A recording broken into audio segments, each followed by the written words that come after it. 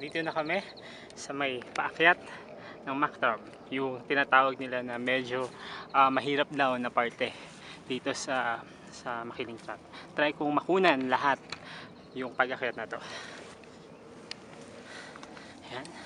Kita nyo ba yan? May mga tali na tumutulong sa mga climbers na akyatin ang part na ito ng Mount Makiling. So, sinasabi nga nila na mas mahirap daw kung pababa yung gagawin mong pag-akyat dito. Buti na lang maganda yung weather, hindi masyadong madulas yung dinadaanan namin.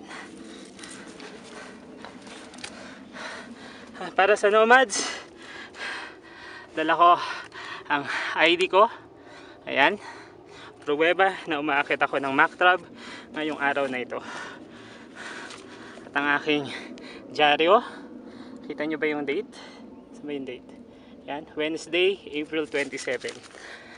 GMA charge with plunder.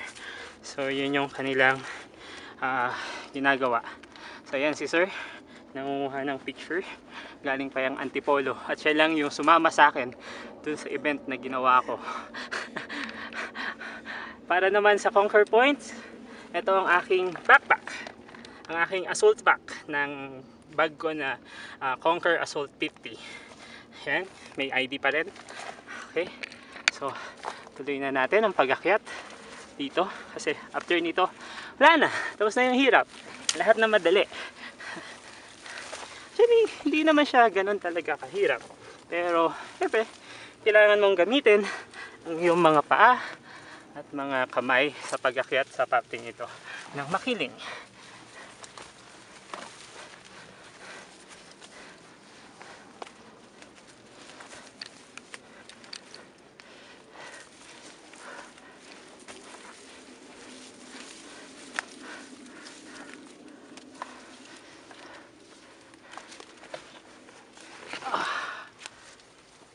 Ang hirap naman ito. Isang kamay lang ginagamit ko pag akyat dahil lang isa ay nakahawak sa camera.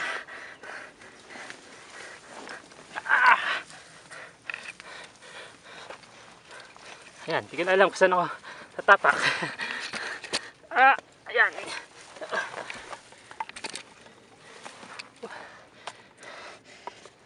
Nahulog pa yung bote ko, so kailangan kong kunin ulit. Okay ba? Sarap gamitin ng fish eye na to sa pagkuha ng video dito sa Makiling. Kaya pa rin yan, sir. Yan. Sa tabi namin ay malaking bato. At sa kabila nito ay isang bangin. Ayan, hindi namin alam kung yan ay ulap o usok na nagmumula dun sa pabrika sa baba. Pero maputi naman. Okay, pagpatuloy na natin ang pag-akyat.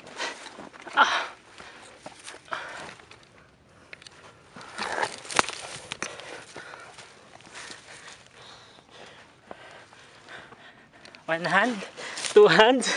Isa nakahawak sa camera. Isa, si sir ay nag-aantay sa akin dito sa taas.